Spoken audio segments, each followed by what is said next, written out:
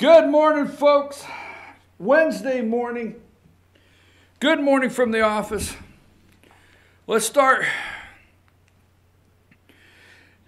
All right, Josh. Is that temperature accurate?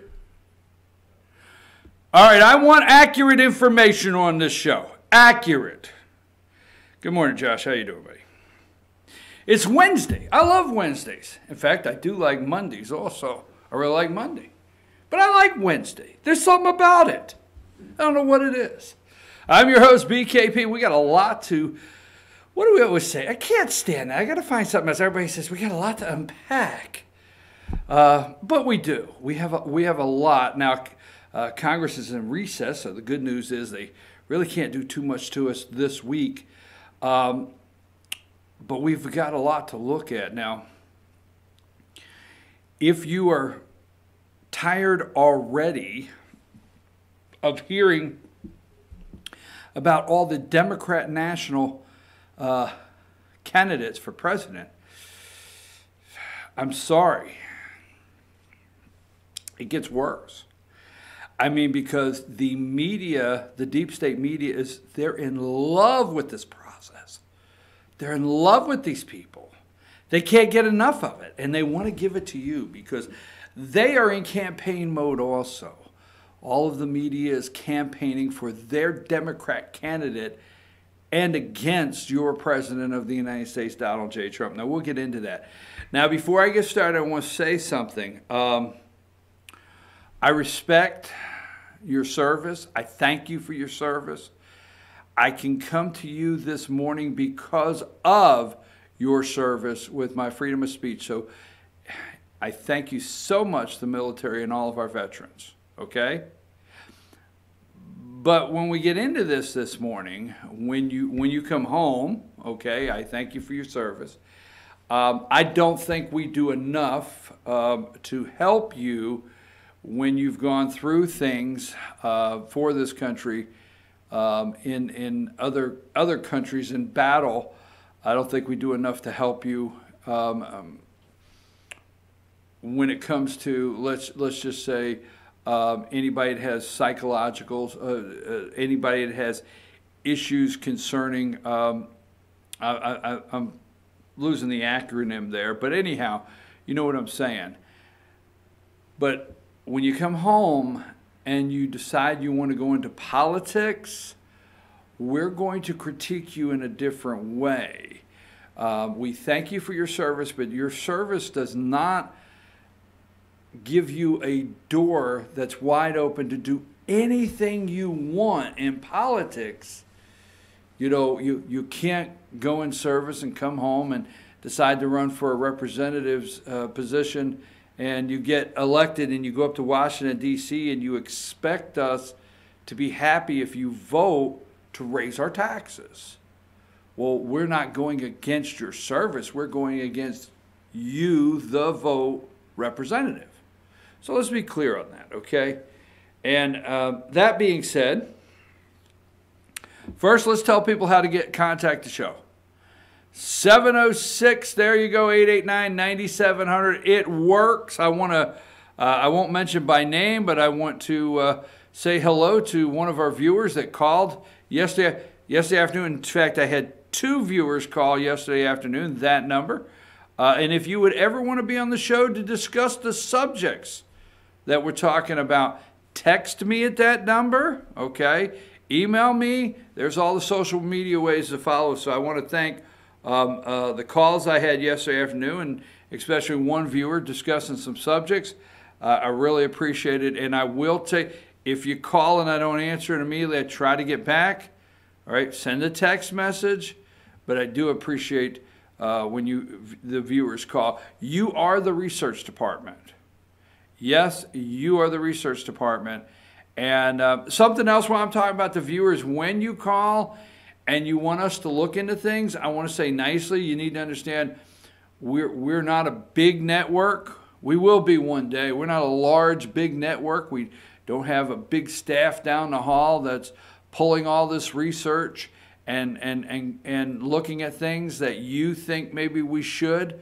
You are the research department. We're a small operation, But if you would like to get involved and help here at FYNTV.com or be a part of this organization in any way whatsoever, contact me. Let's talk. All right, we don't ignore the stories. When you send me tips, when I get voicemail, I know I'm going long, but I want to cover it. When I get voicemail and I get text messages and you think we should look into this and look at, I don't ignore it. We just don't have the entire staff necessary to look into everything that's out there. But we'd like to. All right, what are we doing this morning? Well, look, let me just say this, okay? Put up number 4. All right. Now, they're upset because Trump can't let it go, is what they're saying. All right. And he said, you know, I don't like John McCain. I never liked John McCain. I never will like John McCain. All right. And let me see if I can get that quote exactly here. Hold on. No, I was never a fan of John McCain and never will be. I was never a fan of John McCain and never will be.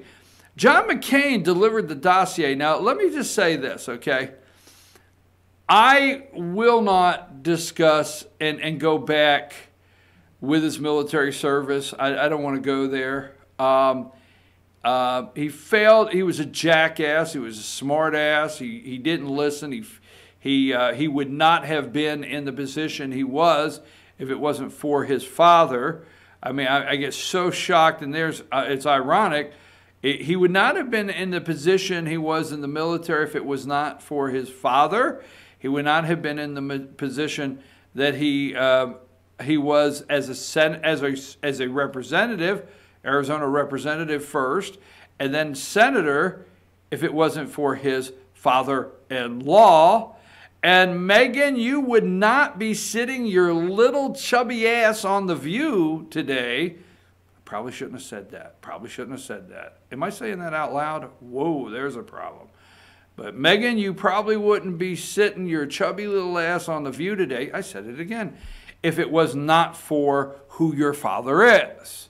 So they have lived a long life of privilege, okay? And things were set up for Johnny Boy, all right? So I have great friends that are veterans and Vietnam vets. Not going to touch it. I do know the guy was bottom of his class. He was 5th, okay? Go look at how many graduated. All right, so he was 5th. He was bottom of his class. He got captured, okay? A lot of controversy around that. We'll let the veterans that want to talk about that. He spent some time in a Hanoi Hilton. Let the veterans talk about that. Then he came home. Now, when John McCain left, just a couple things, okay? Because I've never been a fan. I have never been a John McCain fan, all right? When he campaigned in 2008, I've told you this story before. You can go back in the archives and look at it. When he campaigned, it was in 2008, yes, against Barack Obama. This guy right here was our candidate.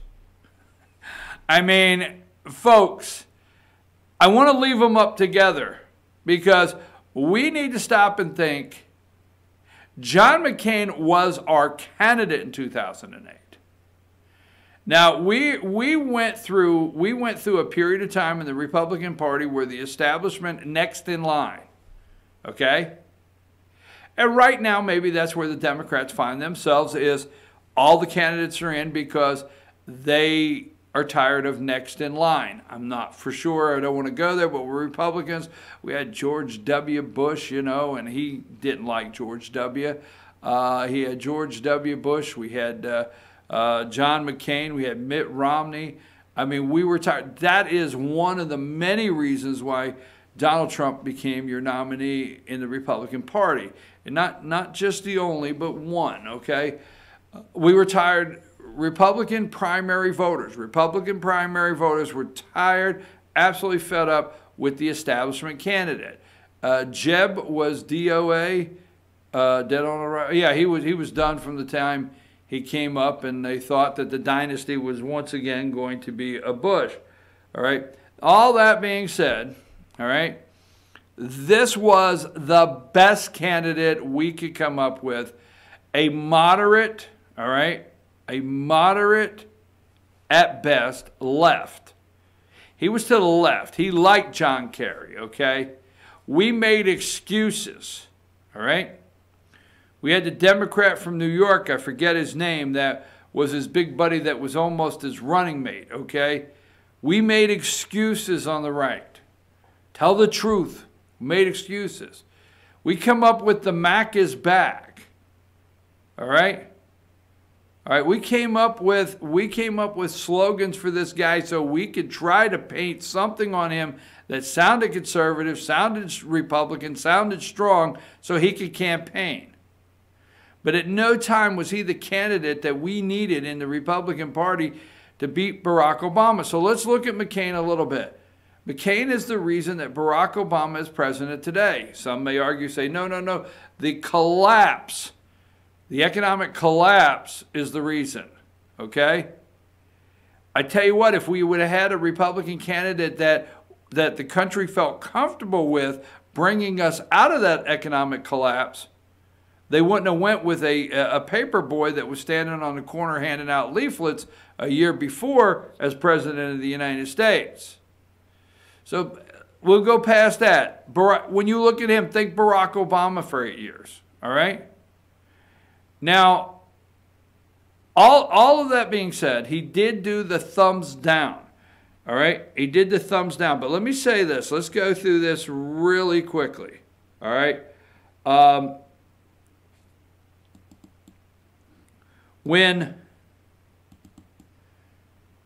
Let's go to number 3, okay? Now, I'm just going to do this because I'm with President Trump. I've never been a fan and never will. Never will, okay? So the lady there that's got a lean to the side, that's Johnny Boy's first wife, okay? First wife, all right? Now, how far back Johnny Boy's set up with the deep state, I'm not for sure. But they get him off the plane. He is waving. He's home from the Hanoi Hilton. There is Carol. We don't hear a lot about Carol. Carol had a car accident. She leans to the left there, had a really bad car accident. I think if you research it, it caused to where her one leg was shorter than the other. Johnny had a family. He came home. They whisked him into a room and said, "We've got your money. We got the backing. We know where we're sending you off to. We know who your wife is going to be." I mean, you know, you see that movie where they change your identity? Now, he doesn't change his name, but you see that when they run you in the room and, you know, those thriller movies, and they give you, here's your passport, here's your new name, here's where you're going to live, here's who you're going to... That's basically what the deep state did when Johnny Boy got home, and Carol was... Now, why have you never heard from Carol? Why? I mean, she's an activist, she does things, but why nothing? Why nothing? Why did Johnny Boy leave and the media, nobody ever heard a word from Carol? Because the deep state media set Carol up, a deep state set Carol up and said, hey, you and John's kids are going to be okay. That's why. You're going to be okay. We have plans for John. Now, you might think I'm out there, but damn it, I know we got plans for John. Okay? Now, again, veterans out there, please, I hope we can get past this. But I think John McCain is a traitor to his country, okay? I think he was helping bring down Donald J. Trump with the dossier. Trump knows that, and I think as Doug Collins releases things, we're going to find out more about this guy. Now, there's a reason. He may do it today. There's a reason Lindsey Graham hasn't carried his water or come to his defense right now. Lindsey knows. So John moves out to Arizona. And it's not because he's going to retire like you and I may do, all right? No, he's going out there, come up with number 2, to start his deep state political career. All right. Now, on the one side there in the tie and jacket is Barry Goldwater. So when you think of John, think of Barack Obama for 8 years. When you think of John, think of the demise of the Republican Party in Arizona.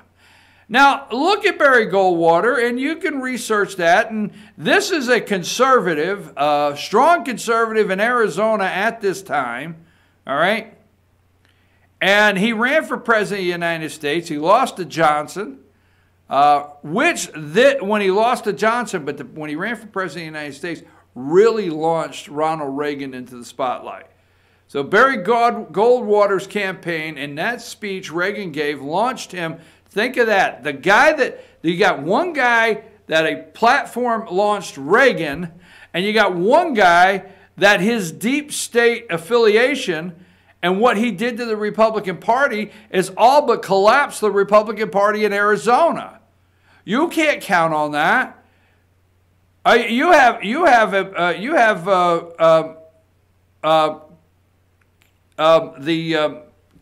is it? The Democrat's name? I forget her name. You have a Democrat that won and beat McSally, the Republican, which McSally is a very John McCain. Sinema, right? Yeah, Kirsten Sinema. Yeah, the one that's wearing the go-go boots up at the House of Representatives. Yeah, the blonde Arizona, Kirsten Sinema, that's wearing go-go boots up there. Okay. Anyhow, she's the senator, a Democrat. All right. And Martha McSally, which was a John McCain protege, lost, but she got appointed. All right, so it's going to be a seat that's going to be, they're going to be running, for. I mean, I'm telling you right now. All right, this is a mess. McCain single-handedly, for the most part, my belief, did everything he could to bring down Arizona and pull it away from the red. They never talk about it. Republican Party has a little bit of a problem out there in Arizona. But here's what I want to get to. Other than that, and these are simple things. So John, he's sent out there to meet his new bride, Cindy McCain. Cindy McCain's dad. These are things you can research in time. Cindy McCain's dad is the wealthiest. I mean, this dude is raking in the bucks. Wealthiest, I think, largest Anheuser-Busch distributor in Arizona, maybe the country. I don't know. Look it up. Okay, but here. He goes out there and he meets up with Cindy McCain, father-in-law. Hey, son, we need to get you into politics. So he runs and he becomes a representative in Arizona with plenty of money behind him. And Cindy's saying, my daddy. Now, if we was in the South, you got to pretend you always have to do these like, now my daddy will make you a senator someday. If you, Johnny, my daddy will make you a senator one day. He's got money, Johnny, and he does anything his daughter wants. So, boom. Next thing you know, he's a representative. Next thing you know, Barry Goldwater is retiring right there. And John McCain, Arizona went from Barry Goldwater to John McCain. Think about that. 1987 or something. Look that up too. 87, 97, 2000. Holy smokes, these people. So anyhow, McCain then goes to Washington, and I'm going to say we know the rest of the story. He is a deep state guy all the way, a traitor. Now, when he ran for office, he was always reaching across the aisle. I'm the candidate that can reach across the aisle. I'm the candidate that can reach across the aisle, right? I'll never forget, I told you this story many times. It's the day after the election, all right? And Republicans are running for comfort everywhere they can go. I mean, who can tell us something, man? We've got a black guy. Now, don't take that wrong. Don't take that wrong. But we got this child, a black guy. We don't know what is moving in the White House. We don't know what he's going to do. We think he may be from Kenya. Oh my God, what is going to happen to this country? So Republicans were looking for safety somewhere the day after election. And they all flocked over, for the most part, to see what Rush Limbaugh was going to say at noon. And I'll never forget, oh, guess what? I was one. So I said, I want to hear what Rush says about this. I mean, we got, holy smokes, we got this guy for 4 years. And so Rush takes a caller. I'll never forget. And I've always loved this caller. Rush takes a call, and the caller says to Rush Limbaugh, this is the day after the election, Republicans, John McCain, just beat by Barack Obama. And the guy said, you know, the next time John McCain says he reaches across the aisle, I hope he finds a seat and he sits down and stays. And exactly, we knew that, you knew that. I have just waited I've waited most of my adult life.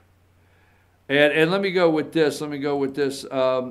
Number one, here's his lovely bride, Cindy McCain.